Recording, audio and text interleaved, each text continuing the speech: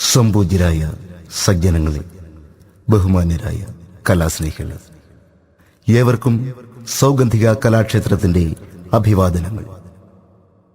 നിങ്ങളിൽ ഓരോരുത്തരുടെയും പ്രാർത്ഥനയും അനുഗ്രഹവും പ്രതീക്ഷിച്ചുകൊണ്ട് ദേവചൈതന്യം നിറഞ്ഞു തുളുമ്പുന്ന ഈ തിരുവരങ്ങിൽ സൗഗന്ധിക കലാക്ഷേത്രം സവിനയം സമർപ്പിക്കുന്നു കുറത്തിയാട്ട നൃത്തശില്പം.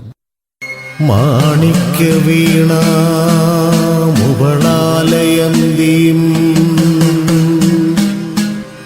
മദാലസ മഞ്ജുളവാക്വിലാസ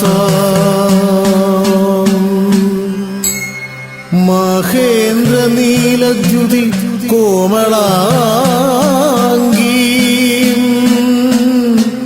മാതംഗ കന്യാ മനസാ സ്മരാമി.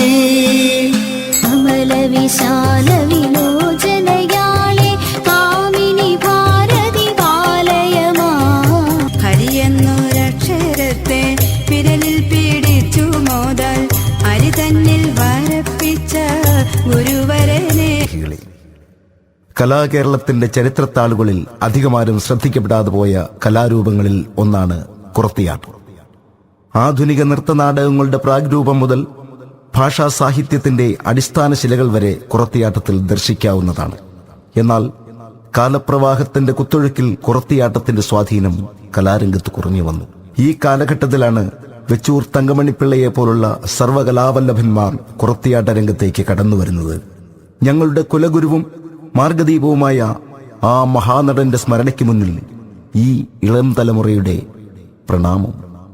പ്രിയമുള്ളവരെ, വെച്ചൂർ തങ്കമണി ആശാൻ തുടങ്ങിവെച്ച കുറത്തിയാട്ട നവോത്ഥാനത്തിന്റെ പൂർത്തീകരണമാണ് ഞങ്ങൾ അണിയിച്ചൊരുക്കുന്ന ഈ കുറത്തിയാട്ട നൃത്തശില്പം. മലയാള ഭാഷാപിതാവിന്റെ ആധ്യാത്മരാമായണം മുതൽ കമ്പക്കുടിക്കുളത്ത് സുന്ദരയ്യരുടെ ഹരിവരാസനം വരെയുള്ള ഭക്തിസാഹിത്യവും, ചെന്തമിഴ് കലർന്ന മലയാളത്തിലെ ആദി നാടൻ കവിതാശീലുകൾ മുതൽ പ്രൊഫസർ വി ആനന്ദക്കുട്ടൻ നായരുടെ ചീതയും തമ്പുരാട്ടിയും വരെയുള്ള നാടോടി ഗാനങ്ങളും, തുള്ളൽ, ആട്ടക്കഥ തുടങ്ങിയ പ്രൗഢ സാഹിത്യങ്ങളും ഈ നൃത്തനാട്യത്തിൽ സമ്മേളിക്കുന്നു. ഈ പദ്യസാഹിത്യങ്ങളെ കൂട്ടിയിണക്കാൻ ലാസ്യ, താണ്ഡവ, നാടോടി നൃത്തരൂപങ്ങൾ സമഞ്ജസമായി സന്നിവേശിപ്പിച്ചുകൊണ്ടാണ് ഈ നൃത്തശില്പം നിങ്ങളുടെ മുന്നിൽ ഞങ്ങൾ അവതരിപ്പിക്കുന്നത്. സജ്ജനങ്ങളെ, ഈ നൃത്തനാടകത്തിന്റെ കഥാഘടന അഷ്ടദശ പുരാണങ്ങളിൽ പ്രഥമ ഗണനീയമായ മഹാശിവപുരാണത്തിൽ നിന്നും അടർത്തിയെടുത്ത ഒരു കഥാസന്ദർഭമാണ് ഈ നൃത്തശില്പത്തിന് അടിസ്ഥാനം. ചരാചരനാഥനായ കൈലാസനാഥന് ശനിദോഷം ബാധിക്കുന്നു.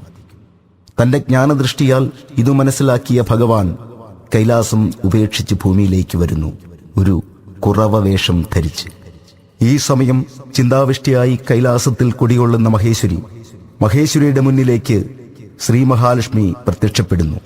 കുശല സംഭാഷണങ്ങൾക്കിടെ ലോകമാതാക്കൾ അകാരണമായി കലഹിക്കുന്നു. ദേവിമാരുടെ കലഹത്തിനിടയിലേക്ക് വടിയും കുത്തി ഒരു മുത്തിയമ്മ പ്രവേശിക്കുന്നു. മുത്തശ്ശിയുടെ നിർമ്മലമായ ഇടപെടലുകൾ ലക്ഷ്മി പാർവതിമാരെ വീണ്ടും ലജ്ജിപ്പിക്കുന്നു. സന്തോഷചിത്തയായി മഹാലക്ഷ്മി നിർഗമിക്കുമ്പോൾ മുത്തിയമ്മ താൻ വാണീശ്വരിയാണെന്ന് പാർവതിയെ അറിയിക്കുന്നു. ദേവിയുടെ ഉപദേശപ്രകാരം പാർവതി ഒരു കുറവപ്പെണ്ണായി ശ്രീ മഹേശ്വരനെ അനുഗമിച്ചു ഭൂമിയിലേക്ക് വരുന്നു. ദേവലോകത്തിന്റെ പരിച്ഛേദമായ കേരള ഭൂമിയിൽ വെച്ചു സന്ധിക്കുന്ന ഉമാമഹേശ്വരന്മാർ തങ്ങളുടെ ആ നാടോടി ജീവിതം സ്വയം ആസ്വദിച്ചുകൊണ്ട് യാത്ര തുടരുമ്പോൾ ലൗകിക ജീവിതത്തിന്റെ മഹനീയതയും സ്ത്രീത്വത്തിന്റെ വിഭിന്ന ഭാവങ്ങളും അവർക്കു മുന്നിൽ ഒരു നാടോടി കിടാത്തിയും തമ്പുരാട്ടിക്കുട്ടിയുമായി അനാവൃതമാകപ്പെടുന്നു. യാത്രയ്ക്കൊടുവിൽ ഒരു വനപ്രദേശത്ത് എത്തിച്ചേരുന്ന പാർവതി പരമേശ്വരന്മാരെ അതിഘോരരൂപിയായ ഒരു കിരാതൻ കണ്ടുമുട്ടുന്നു. മഹാദേവിയെ ഗ്രസിക്കാനൊരുങ്ങുന്ന കാട്ടാളം വേഷം പൂണ്ട ശനീശ്വരനുമായി കൈലാസനാഥൻ യുദ്ധം ചെയ്യുന്നു.